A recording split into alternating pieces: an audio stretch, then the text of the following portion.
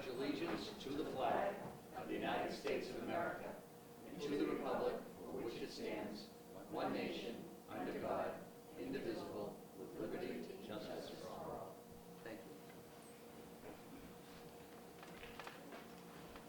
So we open up our school committee meetings with hearing of visitors, an opportunity for individuals to come in front of the school committee to be heard on a particular issue. Tonight, no one has signed up for hearing of visitors, so we don't have any visitors to hear tonight. So we'll go right on to the consent agenda. The consent agenda is a block of routine business for the school committee to consider as one in order to expedite the meeting and keep us moving along. However, any member of the committee may request an individual agenda item from the consent agenda be removed for individual consideration or discussion. So at this point, I'll ask if any of the members of the committee would like to request having any consent agenda items separated. Mr. Sullivan. Made me put my glasses on, huh? Okay. Item B is out. We're narrowing it down. There's not much left. Any others? Okay. So then I'll entertain a motion to approve the consent agenda minus item B. Motion made by Ms. Plant. Do I have a second? Mr. Sullivan, all in favor? Approved. We'll recognize Mr. Sullivan on item B. I just wondered if Kathy would like to speak on this, where the grant is so much money, almost $250,000. Interesting enough, Mr. Sullivan, as much as I am pleased with the $424,000, and many of you have been with us for certainly a long time, you certainly have, this used to be over $3 million in money for after-school programs at almost every one of our middle schools. So over the past number of years, the grant has dwindled. It does support in particular schools, and it's both after school and some of the money is for summer also, but it's at certain schools. So it's Arnone, George, Downey, and the Brookfield Elementary School. That's who qualified at this point.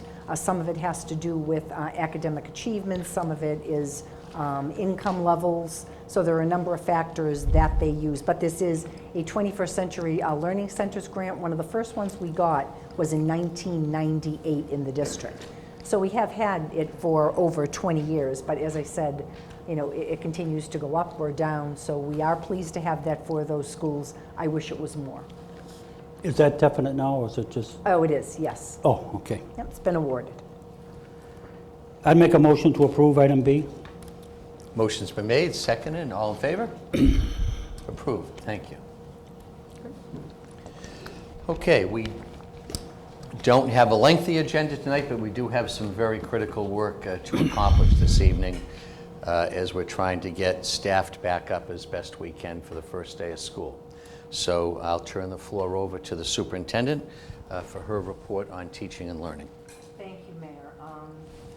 It is during the summer that, it's interesting, and I'm sure you're going around Brockton, and I walk in to get my cup of coffee or tea, and people will say to me, isn't it great, summer, you're not a lot going on. And I always chuckle because it's actually a very busy time of year. And I'm always so pleased when I start to hear from people working summer programs. We've talked about graduations with almost 300 youngsters, summer programs, and I'll talk a little bit about that later. So I received a note from John Fidalgo, who has come before us and has done such a good job with our track team. And I was so pleased, and I was unable to make, I know they had a ceremony back a couple of weeks ago, and actually have a track club.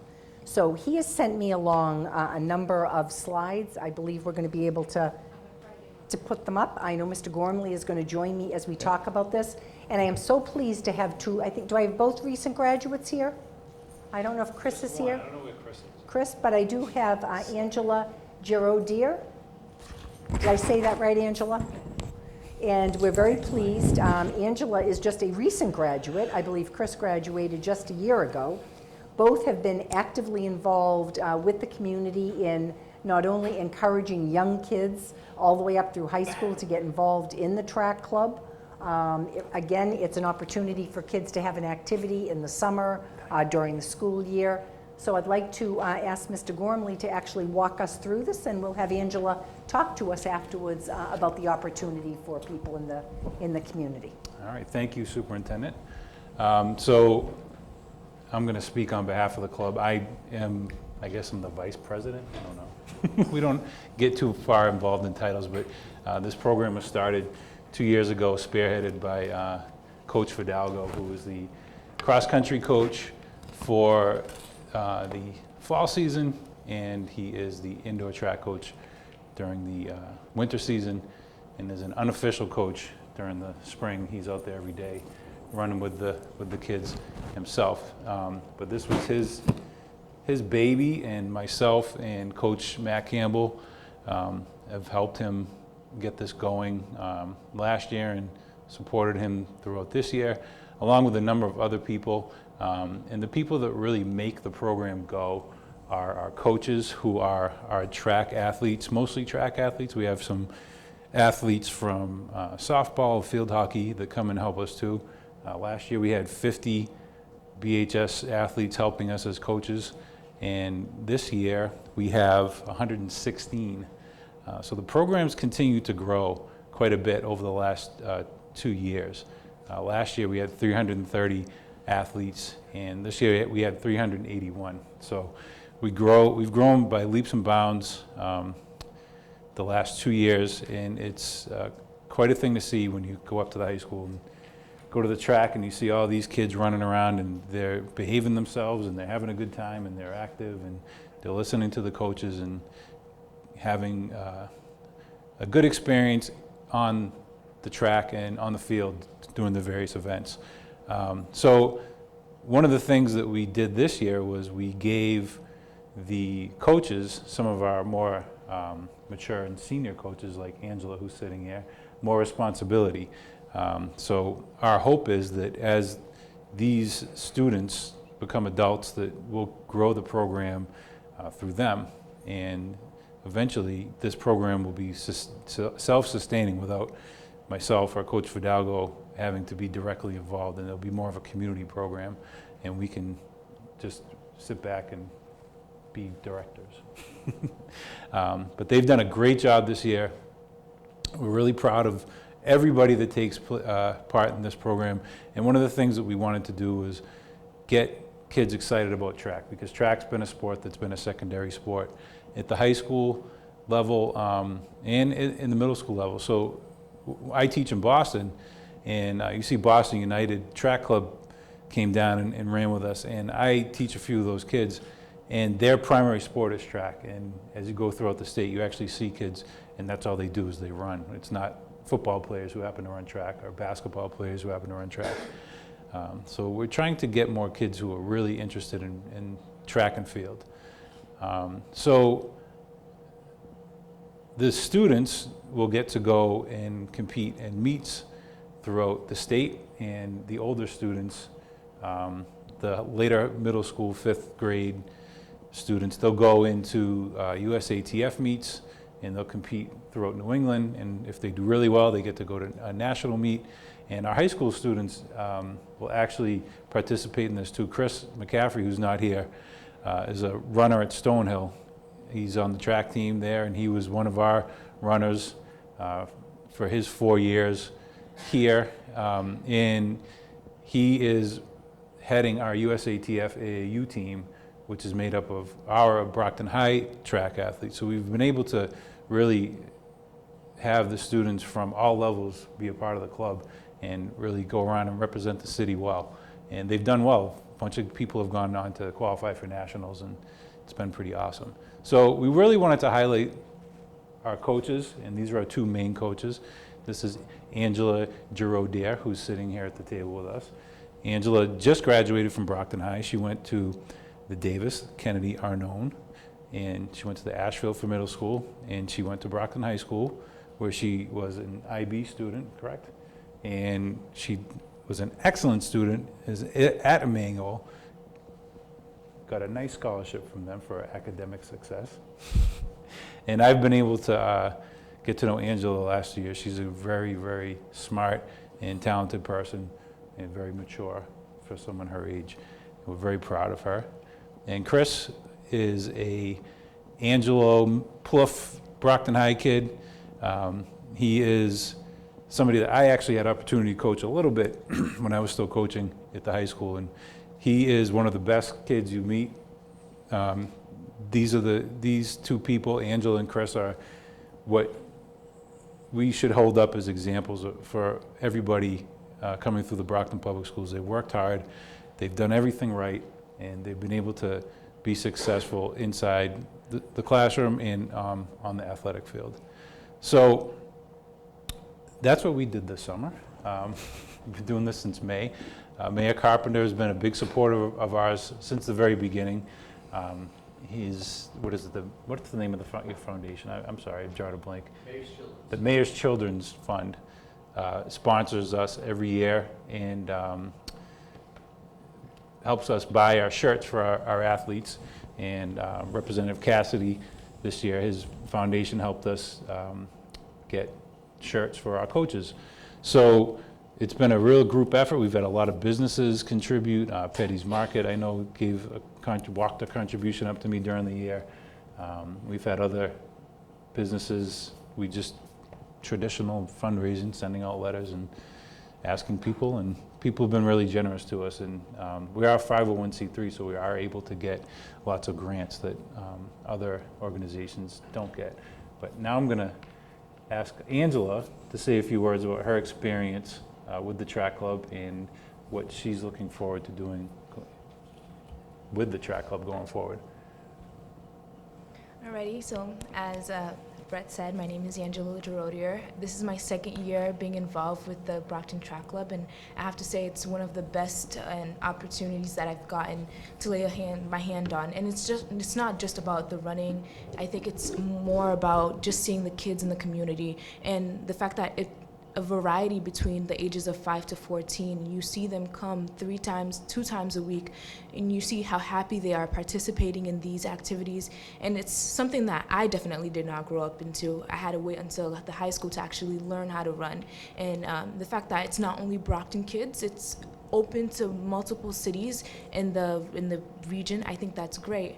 I think one of the best experiences I've had working with Brockton Track Club would be last year, just being able to have one-on-one connections with the kids. I was really busy last year, but I was able to focus on this one student who had some physical problems, but that did not stop him, that did not limit him from all the physical activities. In fact, he was as great as every other athlete that was there, that was participating every night. And I think that gives a lot of hope to the young kids that are growing up now and even later on, that, you know, a physical capability or a disability does not stop them from being part of something great.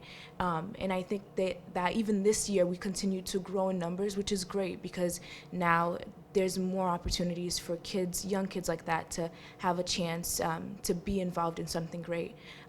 Personally, I like to thank Mr. Gormley and Mr. Fidalgo for helping us and allowing some of the high school students to coach, because I think it's not only a great opportunity to be there, but it's a really good self-skilled opportunity where you build these qualities that it's not only good for the other kids but good for yourself, and you become a better person in doing it.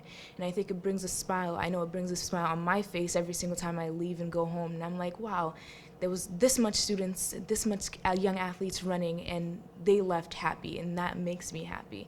And I always tell Mr. Gormley I'm always doing it for the kids, and it's amazing. And I'm glad to say that I based on their decision, I am able to be part of the director's team, which I look greatly forward to that, being involved with Brockton and the track team and giving more opportunities to young kids who didn't necessarily have the chance to. Thrilled to have you certainly representing our community. When I listen to young people like you, and I look at up on the resume, it looks like you're going into secondary education. Yes. So my hope in looking at that is you want to come back and be an educator at a high school or Yes. a middle school. Yes. And when you see things like this, there certainly is hope for so many of us, that there's so much good in what you're doing, what you're encouraging. We talk all the time about what it takes to bring up kids, and it does take a community. And one of the things we always talk about is safe spaces. That's a safe space for the kids to come in the summer. You know, caring adults. This is a caring person to a young 5-year-old, 6-year-old, you know, up to age 14. And that's what makes a difference, and that's what will always make us champions in this city. So thank you very much for representing, you know, your generation and for generations to come. Thank you. Congratulations. Quick question for Mr. Gormley. I think you also awarded scholarships to coaches at the end of the year also. You should We give us did. that. We did that last year as well. Part of a good chunk of the money that we raised throughout the year, thank you for reminding me of that, is to pay the coaches. So it's based on attendance. I don't remember the exact criteria, but you couldn't have, what was it, 5 absences, Angela? Yes. Yeah, so if you had 5 or more absences, you didn't qualify for the scholarship, but you'll get volunteer hours if you need them. I know my daughter didn't make all of them. She's a high school student when she's one of our volunteers, but it's interesting to see the students that know that they don't get paid if they miss something, they still come back. So they're really not doing it for the money, but it's great for us to be able to give the coaches some money because they are dedicating their time. And they come early, they stay late, and they're having a great time when they're there too. So it's nice for us to encourage them that way. So and thank you to all the donors Great part of who the helped program. us. So it's the opportunity for the older teenagers to coach and mentor, but also be recognized with scholarships to help them with their college education. At the same time, the younger students are getting the chance to participate for a very low fee that really only represents a fraction of the true cost because of the corporate sponsors and organizations that help out. So I mean, for something that was an idea 2 years ago, to see almost 400 students participating in the second year, and I did have a chance to be there at the final graduation. It was just really impressive. So, Angela, congratulations to you, and good luck to you in your college career. And we hope you keep coming back in the summer to keep coaching.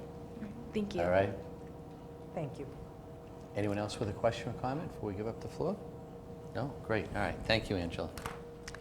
And now, again, I'd like to invite Dr. Cliff Murray up. We've got a number of things that are happening at Brockton High School that I think before we begin the school year, it's information that we'd really like to share with the community.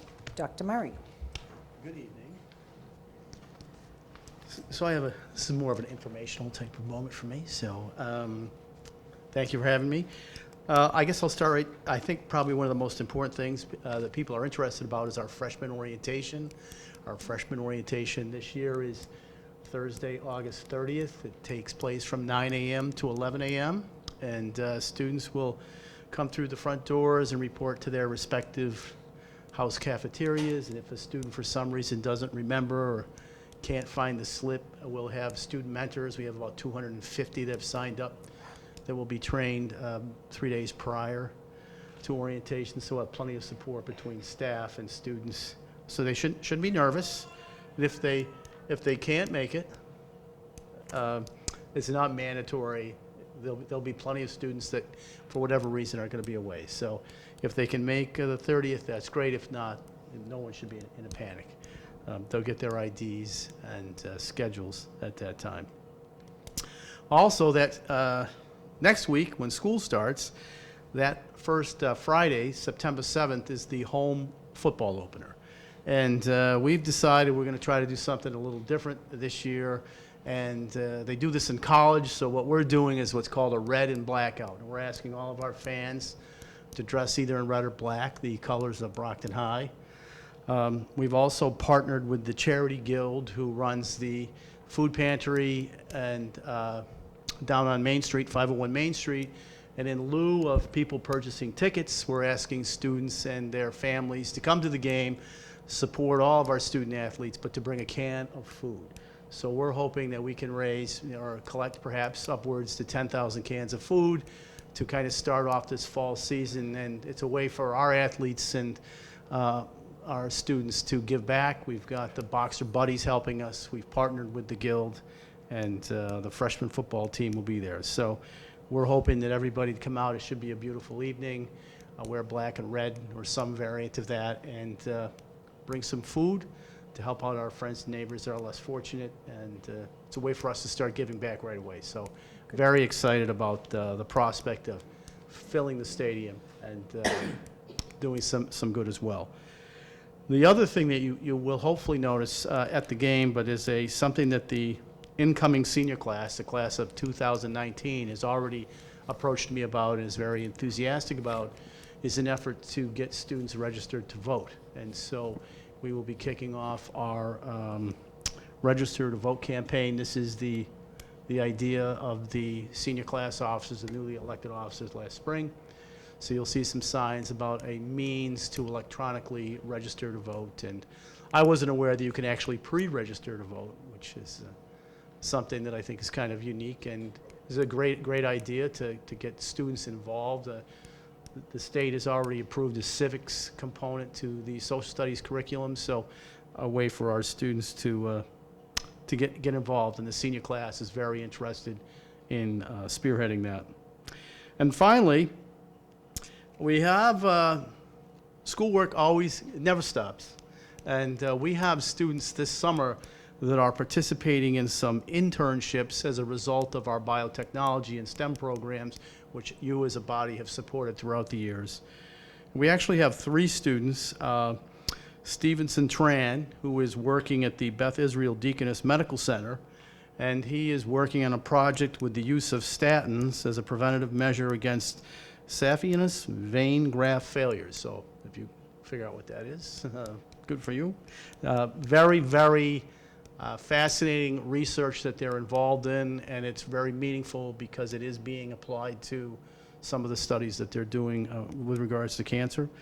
Shannon Petit-Frere, Brigham and Women's Hospital, antioxidant NAC and metabolic inhibitors, 3-PP, which do not alter anaplastic thyroid cancer. Another student who is very involved in cancer research in Boston.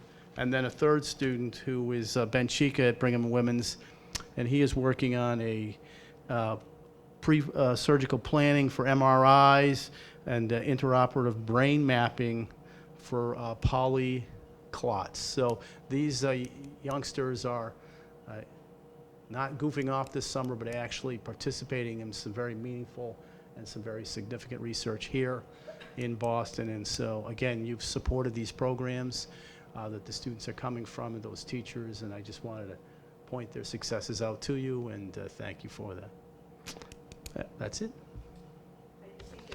Interesting. I have the flyer here from the Dana-Farber Harvard Cancer Center called CURE, Continuing Umbrella of Research Experiences, Yes for Cure, and you can see all of the students involved throughout the state, and a number of them, again, are coming from Brockton High. And this is when you look at your commitment as a school committee to biotech labs that you continue in a building that is older. We've continued to renovate. We've continued to look for grants. Jonathan Shapiro, the head of our science department, Dr. Dave Mangus, and so many of our teachers there that have continued to make STEM a focus. And I don't know about you, but these kind of opportunities didn't happen when I was in high school. To actually be in some of the finest medical institutions, never mind, universities. And I believe these kids will contribute someday to a cure. So I am, just...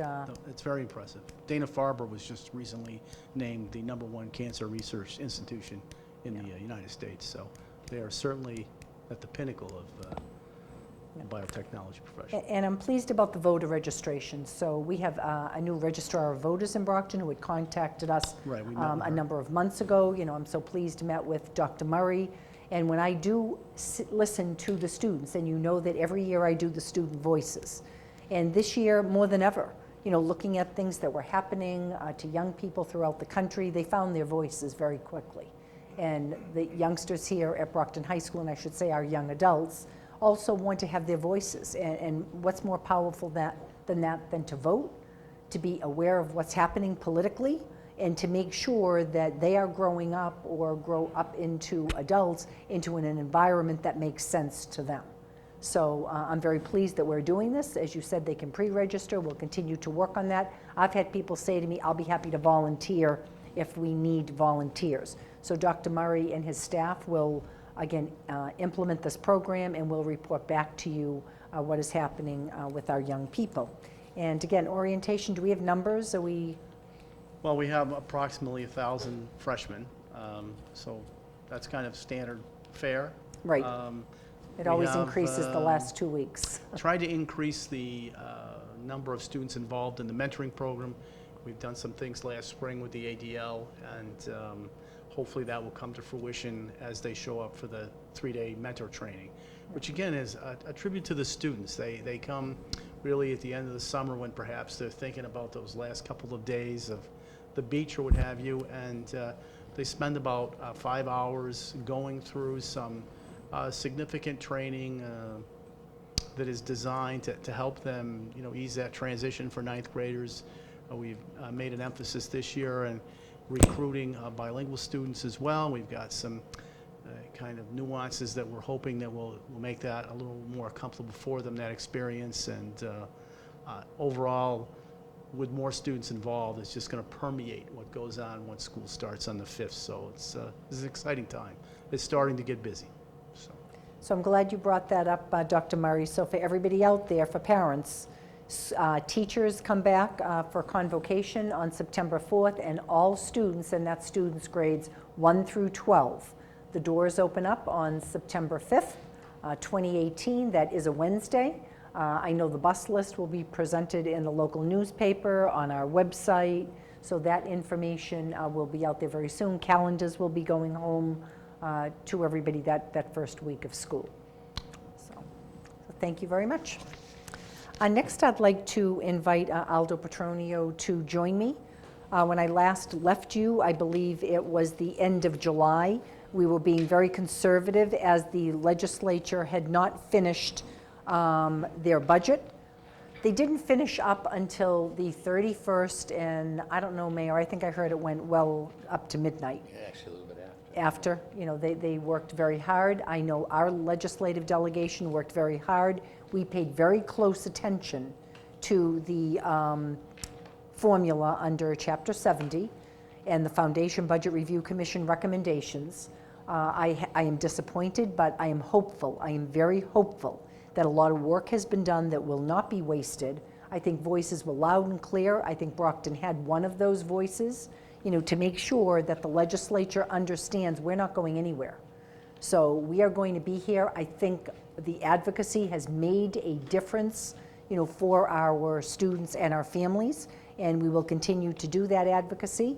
So I've asked Mr. Petronio to come and share with you some good news.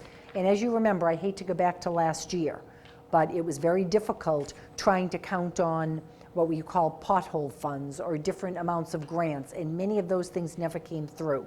And we've actually fared a little bit better this year. Again, we're being very cautious, but we do have some good news. So Aldo, would you like to? Correct. As the superintendent said, the advocacy has worked, because as the numbers are coming through, we're actually getting emails or phone calls in Brockton letting us know, because they know we're on top of it and want to know what's going on. And I think they're actually probably trying to appease us a little bit, maybe slow us down. But even so, even with the amounts of money that are coming through, we're still way behind where we should be for a school district like this. So when the budget was passed, the House figure of $1.3 million was adopted. The Senate number of additional $2.1 million, that pretty much as it stood was adopted. We also, they tweaked the formula so that we got a little more money back on the charter school money that was paid out. So in the end, we ended up with about $3.2 million more in overall Chapter 70. The good thing about that is that's our Chapter 70. That figure continues every single year. We've never dropped below. We've always gone up from that number. So that number gets added to our current Chapter 70. At the same time, they put together a pothole fund called Transitional Relief. It was for districts who had been harmed by the change over to direct certification, the undocumented students, basically. So in that fund, it was about $12 million out of all the communities in the Commonwealth. I think 9 or 10 received funds, Brockton being the highest. So we picked up this transitional money of $2.9 million. So combined, those two have brought in some real money, put us back not where we were, but put us back in the game, I guess, is a good way to say it. So with those monies coming through, we've sent the request to the mayor, because that money now has to be appropriated by the city council, because the budget is passed, it's already gone through, so now we'll need a supplemental appropriation to receive those funds. And in anticipation of that, the superintendent, the executive team put together priorities of what we need to open schools. So on the budget barometer on the very front page, in the green section, you'll see 3.299 million in the green box. That's basically what is available, I think, from those additional funds. Again, because we hedged against a lot of that money coming in. We kind of put a stay on the number of pink slips we put out there so that we wouldn't have to pay unemployment all summer in hopes that we'd get them back. So we have about that much left. And on the very last page is the priorities that we've listed. At least priorities for the next 2 weeks in order to get schools open. We're looking at class sizes, we're looking at how we've moved students, from north out to other schools, and how we have to resituate the district.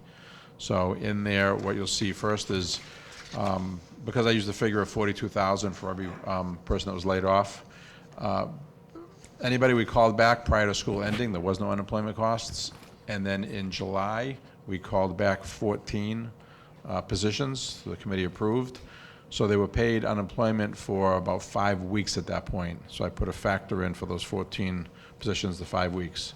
And then tonight, if we decide to call back some more, I put a factor in this list of priorities to cover again from the last week of June all the way to almost the last week of August in paying the unemployment costs for those positions going back in. And then the rest of the list is, I guess, we can explain, the elementary, the middle, music teacher, all of those positions and why they're necessary. Thank you, Aldo. So let me take over from there, and I'll be glad to answer any questions. When I last left you, we had money, as Aldo said, we kind of hedged our bets. We brought back at that point 14 positions. We felt assured of money coming in. When we do talk about the pothole fund, it's, again, transitional relief. We don't know if we're going to get that every year. As a matter of fact, last year we didn't. This year the formula benefited us. So, just to make sure that everyone understands that. But what I am requesting, and this is simply to open the doors in September, and these are positions that have been thought out, and we went over them last time. I've put them in color-coded them. If you look at 1 through 8, these are elementary positions. You see the zone of the city, and you see a rationale and a reason why. Most of it has to do with large class size, and that was done by strategically, when we did cut teachers. Remember, we originally sent out about 101 pink slips, but out of that 101, it was just over 65, 70 that were real reductions at that time. So that being said, I need these positions back to open the doors in September. When you look at the middle schools, which is in a salmon color, we are watching the registrations and also the reassignment of students where we have taken the 6th grade out of North and have been distributed through the remaining middle schools. So as you look at that, you'll see a social studies position, an ESL position. The guidance position itself, we had a shared position last year because of the $16 million deficit. With that many students, I need a full-time guidance position at South, which will also leave a full-time guidance position at the Davis now, where that had been a split this past year. Again, East is going to get, I'd like to recommend a Spanish teacher, and that will eliminate a split with North, and North and Plouffe will actually split a Spanish teacher. At West, we have really a lot of increased enrollment, over 55 more than we projected at this point in time in grade 6, which I need a social studies and a science teacher. I've also had conversations with a number of you, certainly with Mr. Macrina, who's very concerned about the instrumental program. So with that money coming in, and it allows us to continue our 4th grade and 5th grade instrumental program district-wide. So I'd like to recommend bringing back 1 instrumental teacher. I put down other priority positions, and I think Aldo has on here 5 reserved teaching positions. We will not meet again as a group. We do not have a finance committee meeting scheduled, nor do we have another school committee meeting until actually the 5th of September.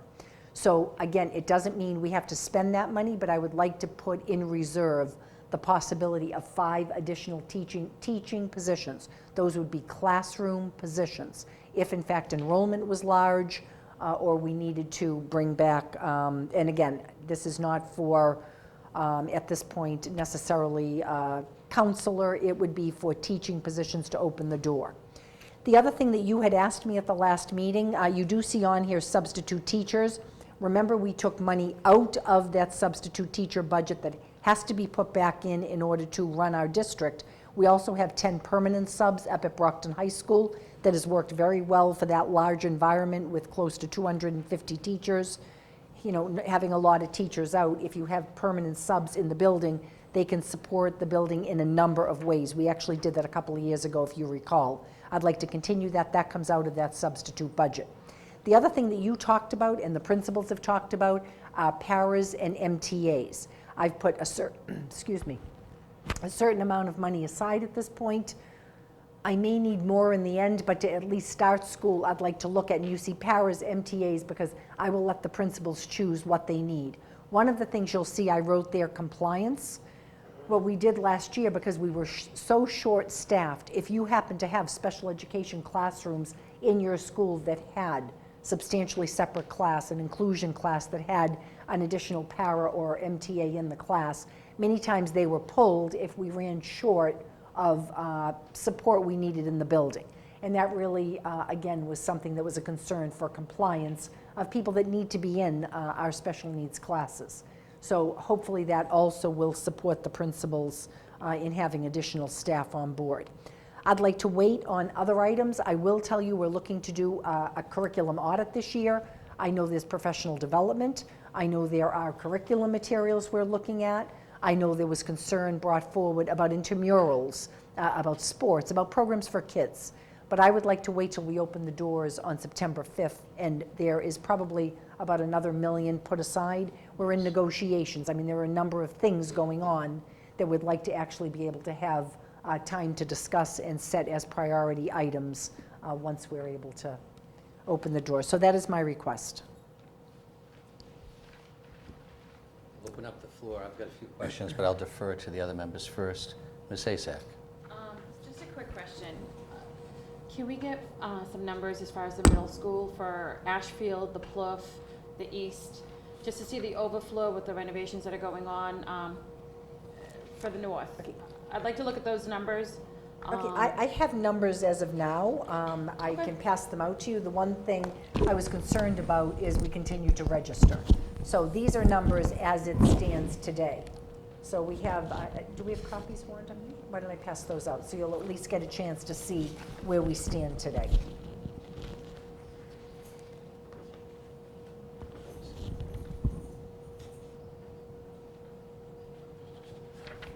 Thank you.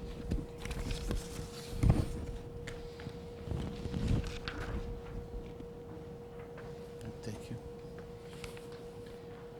While we're getting these, I'll throw in a quick question for the superintendent.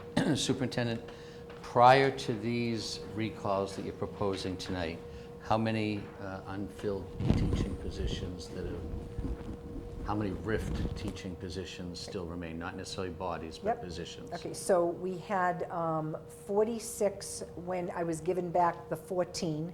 They have been recalled. That left us with 32. So presently you have 32 reduction in force positions in this budget cycle.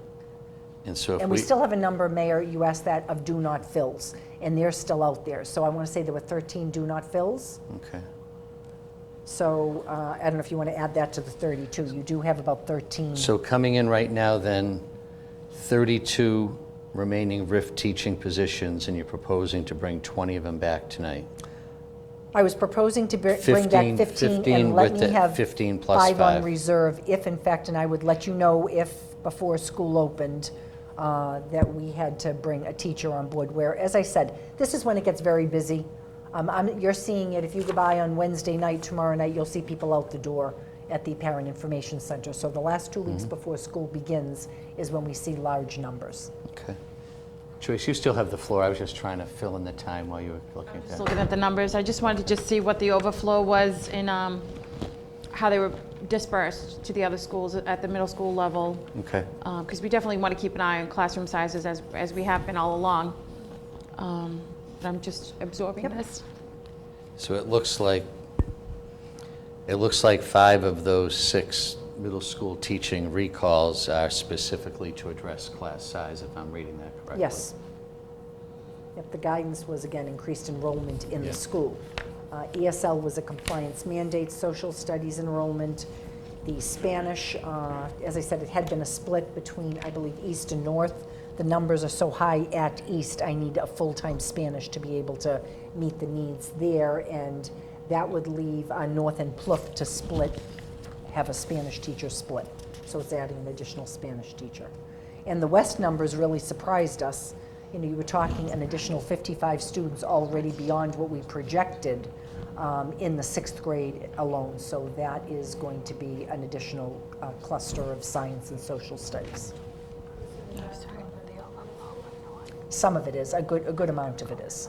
I mean, as you're looking at those numbers, you know, again, you're taking over 200, 250 students that were dispersed, you know, throughout the remaining middle schools. Okay. Aldo, if you could recall, what was the original substitute teacher line item, and then how much did we hit it for during the budget process, and what's left in there before we put the $600,000 back? My original budget, I think, was 1.4 million. I think the superintendent cut that down to about 1.2 million. Then from that 1.2 million, we cut out 650,000. So, because right now the budget is 588. So that's when I added back 600,000, because this past year we got by with a little bit over $1 million, almost 1.1 million. So And this would put you right back, right around 1.1 million? Yes, this was almost 1.2. Okay. So, and attendance is something that we're working on. We're trying to improve it so that we don't have so much. So in terms of the lines, MTAs and paras, ballpark $400,000, how many positions being recalled would that approximately equal? That would be anywhere from 12 to 18.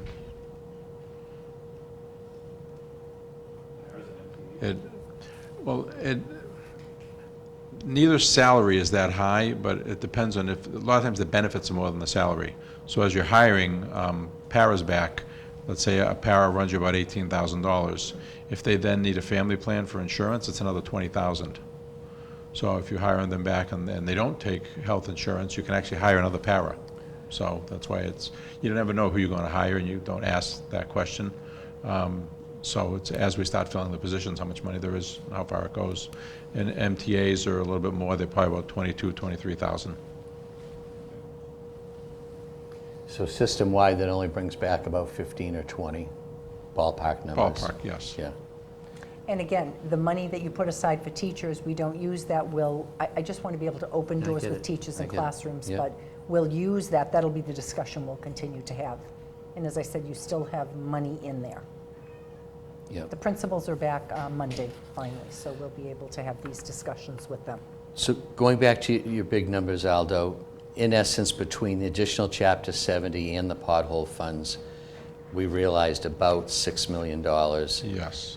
Over the course of the summer, we had already committed about $3 million of that towards the opening of school. Is that fair to say? A little less than 3 million. Okay. Yes. So it leaves us Oh, a no, little... because we did commit almost 3 million, because we used Yes. we hedged the Right. substitute Once teacher we money. saw the numbers, we right. took some money out of, No, as I'm we just said, a trying to number of go over the items. big numbers with the committee. So that leaves about a little over 3 million, of which we're proposing to spend 2.1, so that would leave us about, theoretically, about $1 million remaining for expenditure coming into the current year. Correct. One of the things I'll bring up to the committee is something that always ends up being a topic every year, and that's middle school sports and intramurals.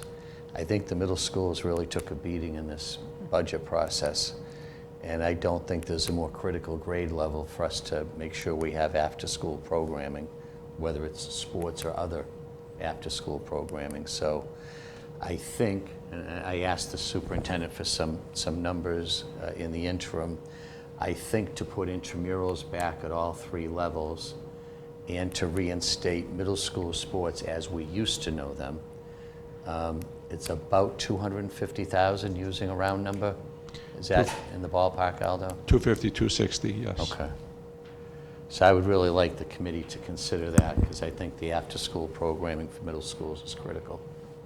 I'm actually meeting Mr. Thomas, and I spoke with Nick Lee, who runs intramurals and middle school sports, about this already. So I've been working with them on that. So we'll probably have something by the next meeting. Because we have an opportunity to do something much better than what we had before. So Okay. I think that this is a great chance to improve what we had previously, because there was some issues with some of the sports that we had and the way we were doing it. So I think we could do something really great for the kids and for the system. Okay. So you'll bring back a proposal for the next meeting with the Yeah. price tag on it before Yep. we run out of money? Yep, So absolutely. it's probably going to be in that ballpark, $250,000 range, or too soon to say? Yeah, I mean, That was, I think, already That- taking into I got account those some numbers, money too. we already had in the budget. So I think there's about 100,000 already in the budget. yep. Now for It's about intramurals. 97,000 for the hybrid 97,000, model. right. Yep. Okay. All right, so I mean, I'm okay with putting that over to the next meeting, but I just want to get it on the table because as much as we desperately need personnel back, we also need to restore some programming also. Let me see if I hit anything else.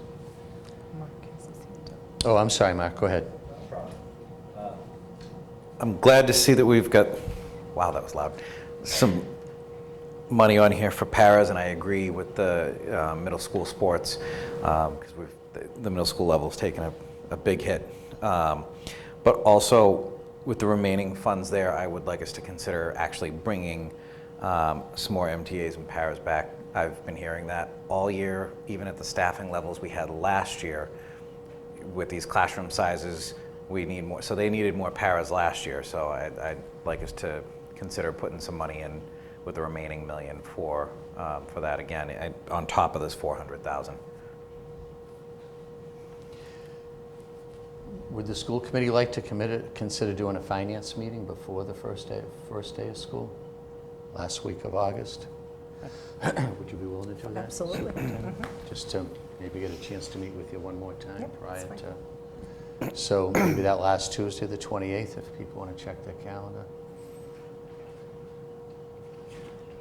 I agree with that. You okay with that? Yep.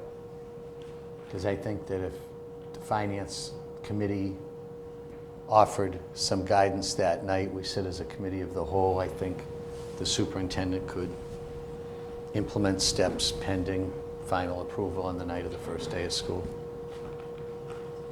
I just think and we certainly appreciate, Superintendent, the position you're in. You're trying to get schools open for the first day Yeah, of school. But you might be able to update us, specifically about what we still need to deal with coming down the final stretch of that final week. All right, so if everyone's okay with that, what if we do a finance on Tuesday, the 28th? Okay? Someone will break the news to Tom. Can everyone make 6? Yeah. Okay. 6 o'clock at the Arno. Okay with you? Yes, Okay. along with, I need the teaching positions now. We're going to do it right now. Oh, Yeah. good. Yep. Okay, any further discussion on the $2.1 million in proposed expenditures? Yep, go ahead, Mr. Gormley. Number 7, you didn't go into department head for SPED. Yep. Could you I- talk about that? you didn't with talk just a about moment, that. I'm not- Superintendent? I'm sorry, which one are you Number on? Number Seven 7, not quite sure why we adding Department head SPED department BEA. heads. Oh, yes. One of the things that we did, we actually had an administrator resign from the Brockton Public Schools, went to another school district, a big loss for us. And at that point, I had a do not fill because of the budget being the way that it was. what happens every year is we have to have a match for the grant money that comes in special education. We presently have, I believe, 3 other department heads. This 4th one would be the local match. So you're putting other monies at risk. I always knew I would have to fill this, but I was waiting till the last minute to do that. So I am requesting that it's the department head of our therapeutic support team. So again, very important to all of the schools. It's the former Vinnie Cersei Yep. position. Good, Mr. Yeah, I'm Gorman? good. Sorry. Superintendent, how many custodians do we still have out?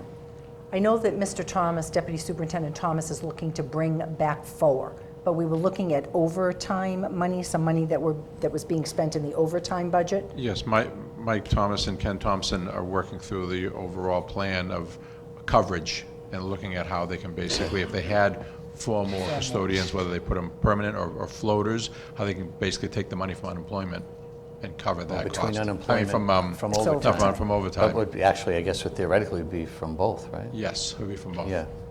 So could we bring something back for us on the 28th on that also?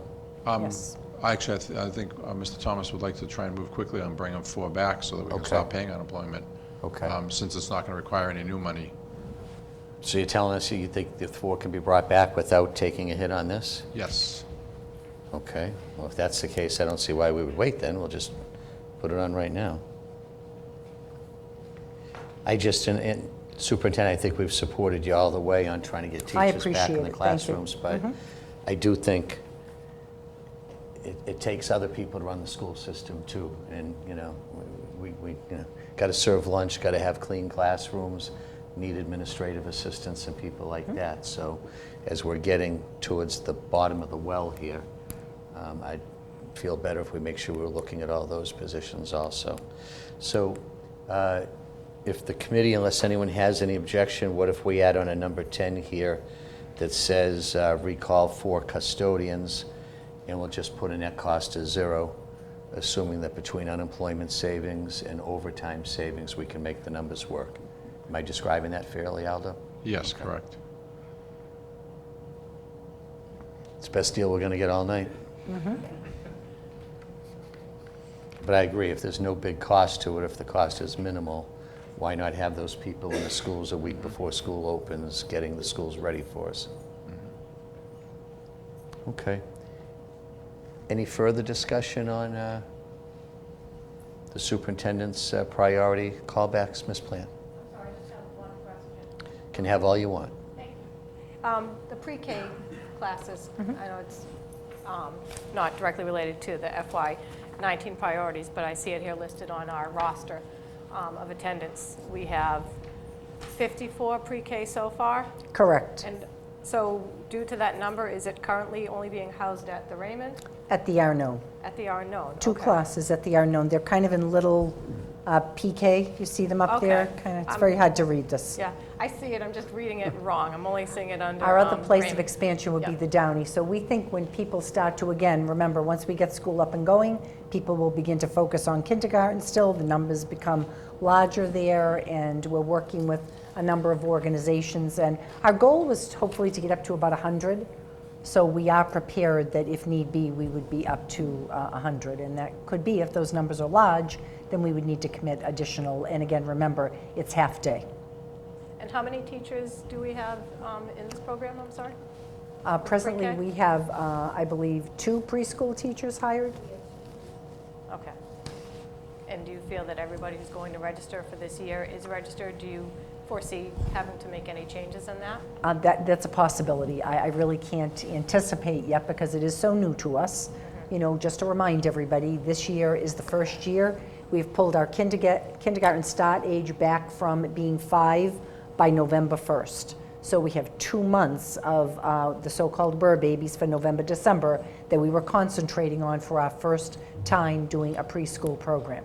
Next year, you will pull it back to September 1st, 5 years old by September 1st to start school. So that is about 400 youngsters. And while you're going to see our enrollment numbers go down this year, you'll pick them back up within the next 2 years. Thank you.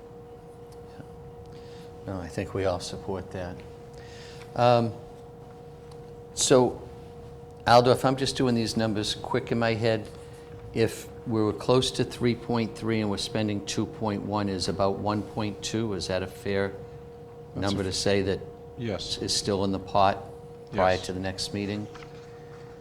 So, having said that, I'd kind of like to respond to something Mr. D'Agostino said. I don't think 15 to 20 MTAs and paras makes a huge impact system-wide.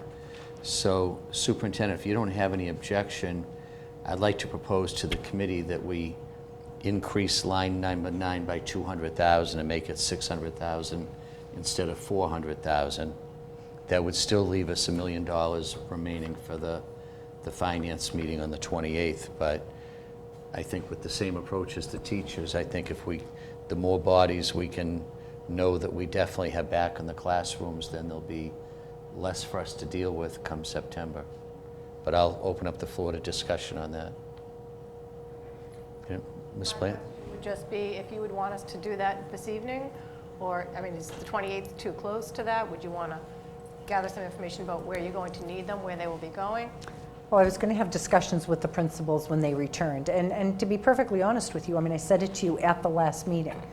There were a number of things the principals talked about. I would say number one was the support staff. I mean, obviously they want a staff in front of them having appropriate class sizes, but they were truly understaffed. I mean, I can tell you principals that were covering classes, you know, principals that were sweeping floors. I mean, you know, I could go on with some of the stories of what happened last year. It was very, very difficult. I still don't know how we got through the school year. I will start my convocation with certainly congratulating the teachers, the staff members that really went that extra mile to really get us through, and you know that, a very difficult year. So, you know, to turn away, I was trying to be very cautious of the classroom. That was where I want to make sure as the numbers creep up, especially where we have relocated students. This is a critical time in the next couple of weeks. The principals are back on Monday, but it's certainly not money that wouldn't be put to good use in our schools. So it's safe to say if we made it 600, you would easily know Correct. exactly where they're going? Okay. Well, Thank you. I'll work with the principals upon their return.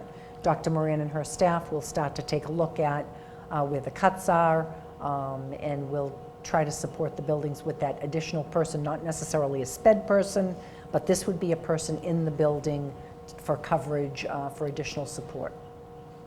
There's no doubt in my mind that we need MTAs at the middle school level and we need paras at the elementary school level. Mr. Gormley? How many positions, well, people really, not just positions, would we immediately be able to bring back from the para and MTA layoff list? Because I know a lot of people, they move on, so we're going to have to go through a job. We're hiring at this point there. We're through, there's no list at this point. Okay, that's what I thought. All right. Yeah, so we have, job ads are going out right now for a number of our positions that we presently had, special education positions. So we have, I'm sure it's out on School Spring.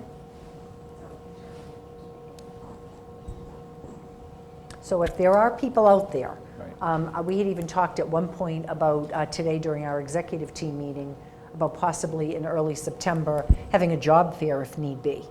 You know, having something up at the high school where we encourage people. MTA, you need a bachelor's degree. You know, to come on board. It does not necessarily mean a teaching license. Many people go on and get their teaching license or are waiting for the teaching license.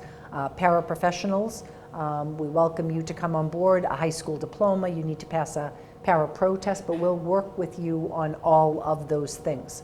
So if there are people out there that enjoy working with children, there's professional development, there's opportunities, there's benefits. You know, we have people that, whether they are MTAs or paras, that are with us for 20 and 30 years. So it's a wonderful opportunity if you see yourself working with young children, middle school children, and we do have some high school opportunities, not as many. Ms. Plant? We've talked before about how we really want to increase the diversity in our teaching staff. If we are hiring, how can we reach, is this something you're going to consider before you put out these ads, these job fairs, how we can reach a more diverse group of candidates? Well, that's a good question because Dr. Moran heads up and they meet on a monthly basis, and it's been difficult. We have a diversity task force. Yes. And they have had job fairs. They reach out to many organizations where we have you know, diversity in our community. diversity languages, cultures, every way that you can think of. So I think they would be pleased to bring this information back and try to assist us with things that they've already, and connections they've already developed. We did have a job fair, Dr. Moran, last April. But again, you know, we had a budget where we were laying people off. It wasn't, probably the time of year wasn't a great time of year, which is why I just mentioned maybe what we can do is put something together, not only our job ads out there, but start to encourage people through flyers, certainly through word of mouth, and also with the organizations that we have connections with. Great, thank you. So I'll do just one quick question, then I'll recognize. So if we go to the 600,000 from 400,000 in MTAs and paras, that maybe gets us from 15 to 20, maybe to 20 to 25, or That's what I was going to elaborate on. give us an estimate on the number. It'd probably bring you exactly to like 20 or 25. But in the same respect, when I did my numbers, I kind of estimated a health insurance number for Mr. Condon. So as we add more bodies back, the number, the overall available balance may be tweaked a little bit, because he's going to estimate on his end for the health insurance for the additional. Now we've gone from no paras this morning, we're at 25 paras. And even if they all had health insurance, it could be about $14,000 each, could be $350,000 in health insurance costs. So again, we don't know until we hire them what it's going to be, but he factors a small amount in his formula for a number of hires each year. So I'll bring it up with him tomorrow. The teachers we're calling back all get health insurance too, right? Yes, everyone gets health insurance. Yeah. Some, with a younger teacher, a lot of teachers stay on their parents' plan until they're age 26, so there's no cost to us. And then, again, a younger teacher is not married, no children yet. Again, there's a single plan, which a single plan is around $15,000 a year. Again, 75% paid by the city, 25% paid by the employee. Then you have, you know, as you begin a family, now you go to a family plan, which is about $24,000 a year. Right. Again, split 75-25. So the costs come in. That's why when we have layoffs and you lose a lot of your younger teachers, you actually lose a lot of money that goes into the health insurance trust fund that's never actually used, because younger people don't require as much health insurance. So it hurts you when you lay them off. It hurts the overall pool. I guess the point I make to the committee is if we're talking 24 or 25 paras and MTAs, that's barely one per building. Barely over one per building. That's not a lot. Mr. D'Agostino. Mr. Petronio's point, I just want to make sure I'm right on this. Even if we put the extra 200,000 in and we then need 250,000 for health insurance for them, and we approved the 250,000 for middle school sports intramurals, we'd still have $300,000 not accounted for anything else that. Okay, so I want to caution everybody, and again, we want to get classrooms staffed, we want support staff, we have a curriculum audit that we cut from technology, so there are a lot of other things. I wanted to get school up and going, and then we would sit and have discussions. So I think there are a number of things in the mix. I think it's a great discussion. I wasn't saying we put the middle school sports in now, I'm just saying that, but if we were to do that, we still have, it's not like, you know, you mentioned the healthcare costs for the MTAs and paras. I don't see how we're going to run without them, you know, and again, to the mayor's point, we're only getting barely one per building. We still have some flexibility even if we were to try and do middle school sports on the 28th. We haven't gone to the last dollar here. If I'm not mistaken, we still have 300 to 400. It's not going to the last dollar. There are just, I think we need to look at a number of other items I did not bring up tonight. I just want to be transparent that when we sit and talk, we had $1 million. I heard and have heard it from a number of you, and I understand and support certainly opportunities for kids, but there are just some other items. So again, I think it's good that we're going to have a finance committee meeting. I'll make sure you have all of that information.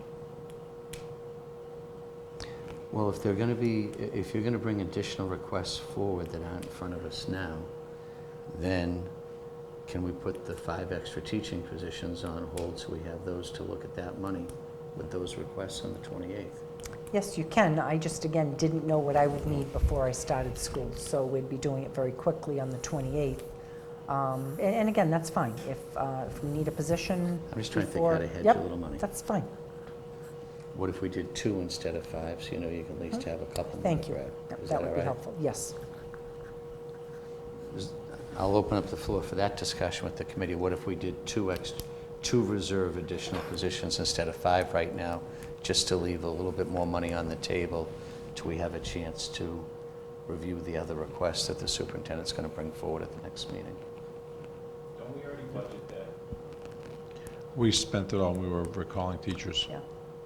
You're talking about a reserve fund, so when we Yes. went through, Additional personnel. Contingency, I'm sorry, We have 2 contingency. lines, one for certified, one for, we took it all and yeah. Better to, at that point there, better to keep teachers, yeah. We always do, that, in a normal budget, we would always have those line items. For a student moves in, you need a para, you need an additional support staff, teachers, same thing. We've always had those line items. That's why we were trying to build back the budget, even some of the things that I haven't mentioned at this point. This is not anything new. You know, technology, these are all the cuts that we've made. It's really kind of building back the budget to support our students. Okay. You can have the floor, Mr. D'Agostino. Although, so we would be, line item number, or item number 5 would be reduced to 84,000, it's 42 each? yes. Okay.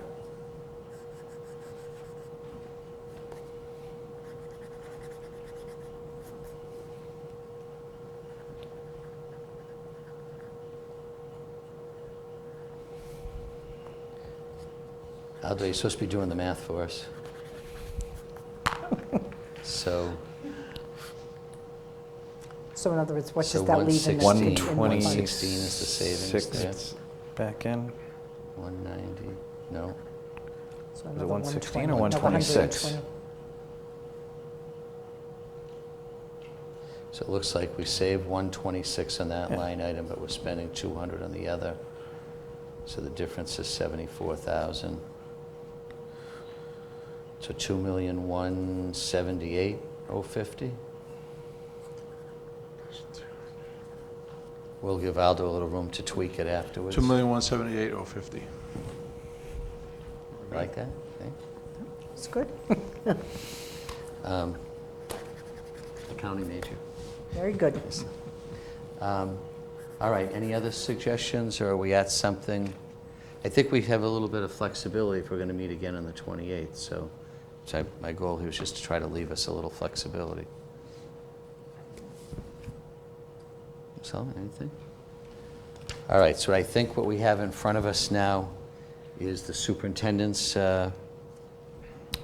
proposed priority recalls. The changes being on line 5, there'd be 2 additional reserve positions instead of 5. And on line 9, we're increasing from 400,000 to 600,000 for MTAs and paras. And then we're adding a line 10 to recall 4 custodians, but assuming no net cost after savings from unemployment and overtime. So, go ahead, Ms. Plant.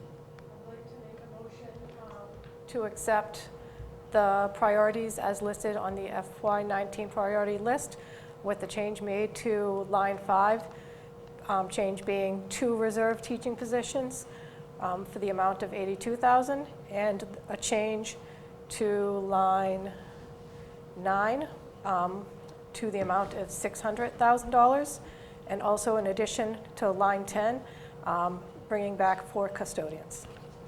I think we just, I think it's 84,000 I'm for sorry, I line 5. wrote that down wrong as well, so Yeah, that's okay, 84,000. we got it. Okay, motion's been made and properly seconded, all in favor? Approved unanimously. 2,178,050. Thank you. Again, we have convocation. I had reported to you that Commissioner Riley had talked about coming to Brockton. He is unable to make it on the 4th. He will come at another time. I just received word from his communications director, Jay Stewart. So I will let all of you know. I'd really like you to take the opportunity when he does come to greet him and meet him. very supportive of teachers, and I really would have loved having him for opening day. So we have an open door policy, as always, for the commissioner. I think it will be a great partnership in letting him see our successes and our challenges. And items to refer to subcommittee.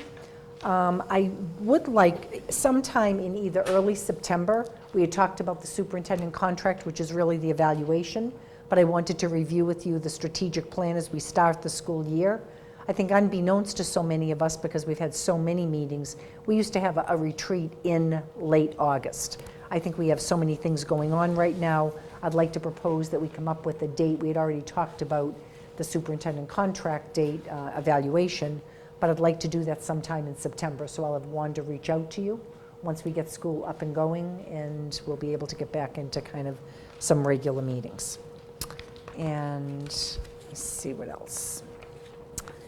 And that's it under my report, other than I just want to call out a couple of things as we finish the summer. Congratulations to all of our summer programs, whether it be, and I really can't call them all out, but Act One, Scene One just had their performances.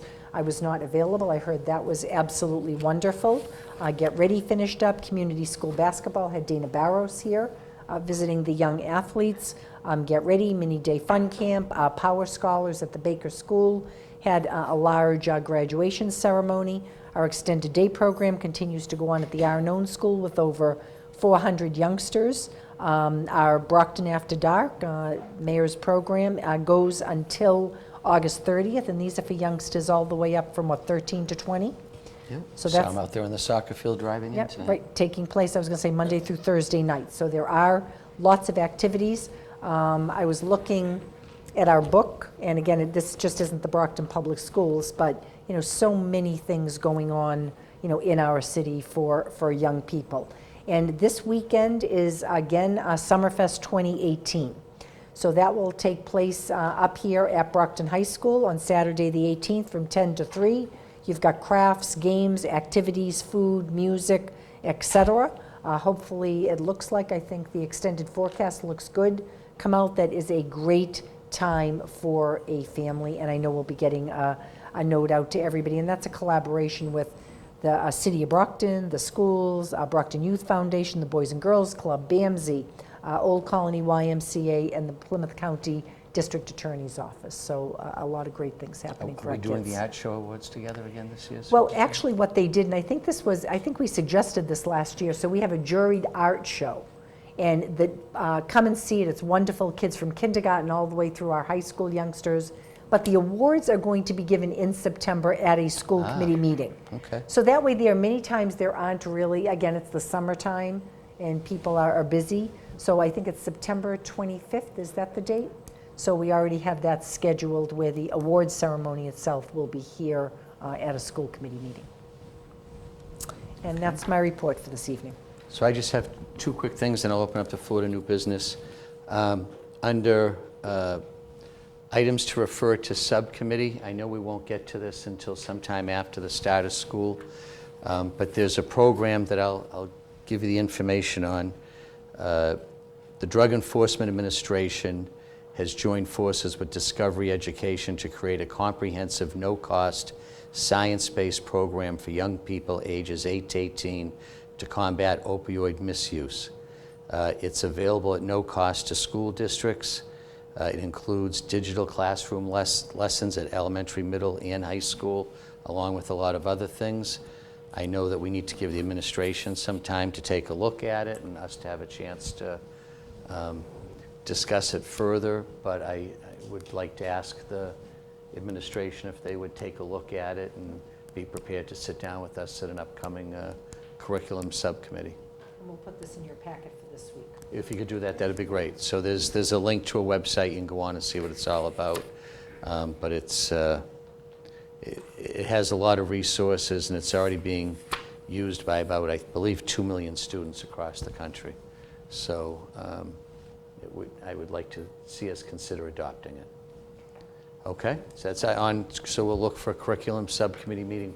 Wanda, we'll get the schools open, and then we'll talk about a date for that. And just a second, I had one other thing. What the heck was it?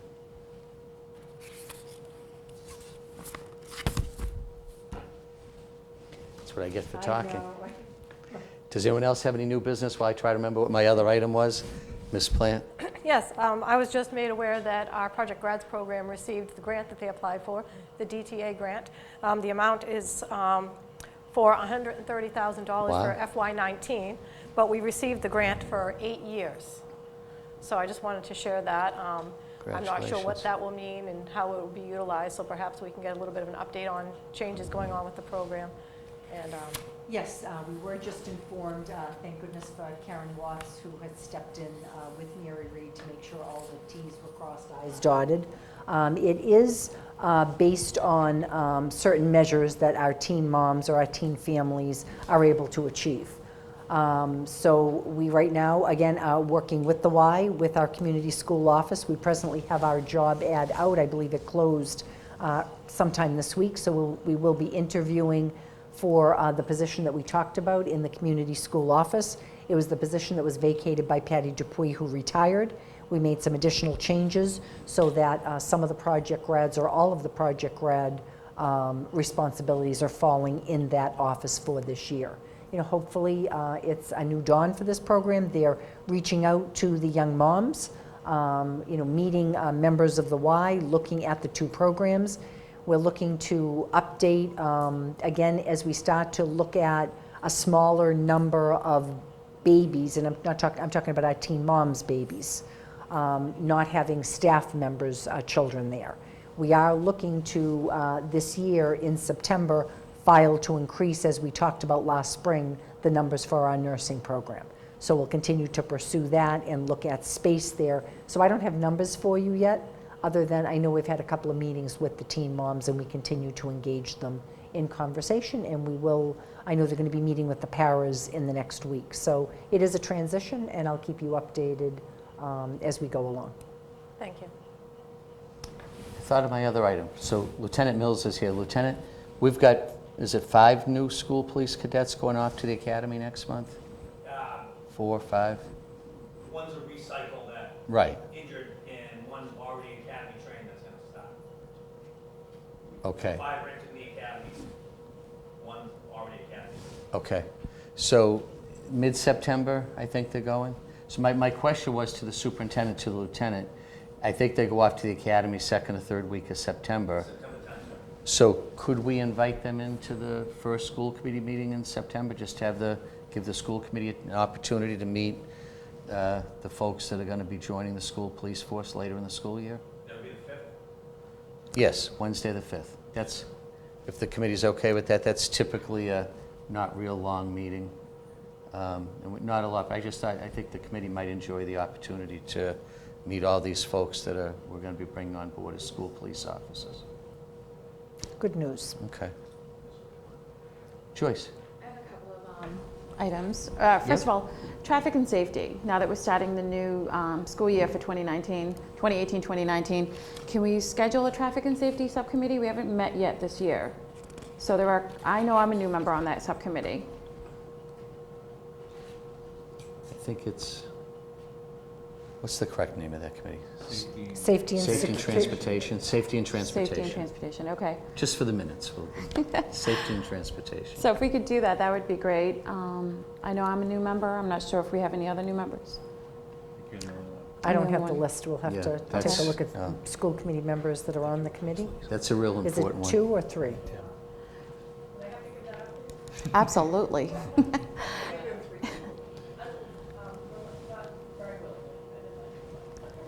All right, Wanda will reach out to If we could members just do on that, just so we can go committee. over Yep. some items for the upcoming school year. Yep. Some of the, Are you talking about before school begins, or? no, we can do September, October. Just Yep. if we can just put something on there. And the other item is last week, I just want to reach out and thank Mr. Thomas, Ken Thompson, and our facilities department, third year partnering with Cradles to Crayons. So I want to just, thank Kerry Wolf. She's the manager of partner relations at Cradles to Crayons. I had a chance to actually take a tour of the facility. Usually we're in and out of there quickly, so I stayed for a few hours to try to help out as much as I could. All I ask is, while parents and families are getting students ready, if you have lightly used clothing, even clothing that still has tags on it, if we can maybe somehow quarterly just have a bin, and I can take that into Brighton just to thank them, and they get use out of it. And it's another way of just saying thank you for giving us another 2,000 backpacks. They did go do a little different with the distribution this year. They also gave us highlighters, 2,000 calculators, 8,000 pens, rulers. So, and I believe we are the only district that gets 2,000 backpacks. So, and I'd like to invite Kerry if we could, maybe in the Sure. October, just invite her and just thank them and do a little bit of a presentation. So the backpacks are being distributed to our various schools. Do we have a color scheme this year? Or? Actually, they changed them up a bit. They're softer tones. So they're actually going out to a lot more schools. I've had a lot of principals reach out. The numbers are a little higher. So we're doing our best to accommodate everyone. But it's a wonderful partnership. So if we can somehow try to work with them and maybe just partner up on other things. We did at one point try to partner as far as the city of Brockton. So maybe if we can just, keep working with them, maybe we can eventually have a different partnership with the city, not only just the school department. But I just want to thank them, and thanks to the facilities. They go above and beyond every year, so they do help me out. Picking up 2,000 backpacks isn't easy in a little SUV, but Yeah, they're a wonderful organization. I know, having been an adjustment counselor, you could reach out to them if there were families that you mentioned the clothing. That was always where they would help out for whatever the reason. So again, I'm sure you heard Dr. Murray talk today about Charity Guild and a can drive and the kids getting involved. We have great kids up at the high school. That might be a project for them, middle schools. I mean, we can come up with an idea of giving back. So at some point, if you want to sit and we can talk about where that might lie. We've got such great kids in the Brockton Public Schools and families. I'm sure they would be very willing to do that. And also, it's that time of year again. You mentioned Cradles to Crayons. I know the Lions Club has jumped in with supplies for kids, or there are so many different things. Hopefully we can have a night where we can invite all those people that support our young students and families to come in and recognize all of them for the things that they do, because it does make a difference. thank you. Osman Choice, thank you for all the work you do on that with them. Thank you. I enjoy it. It's absolutely wonderful. And taking the tour this year, I was speechless. So I went live on Facebook, and I was just taking the tour. And Are they still in Quincy? they're in Brighton, but okay. just if you look at the recipes that they have and the bags that they have recipes. The volunteers will go through, or some of the workers will go through, and they'll get the bags ready. So you can go online to Cradles to Crayons and fill out if you do have a family, or if you're in need. A lot of times people are in a hardship situation, so you can just go online. They don't know, certain areas will know, all your personal information, but there's a lot of privacy that goes into this too, to protect the privacy as far as who's requesting the items and what's going on in their family situation. But I was in awe, so I'd love to just keep partnering with them. But maybe reach out to our PTOs, PTAs. I mean, I know my nieces have things with tags on them hanging in the closet, so. Sure. Yeah. But even lightly used items, do you have your children growing out of the, It's a great idea. but we can try to do that. Absolutely. Anything else in a new business? If not, we'll entertain a motion. Motion to adjourn. Second. Made properly second. All in favor? Meeting is adjourned. Thank you very much.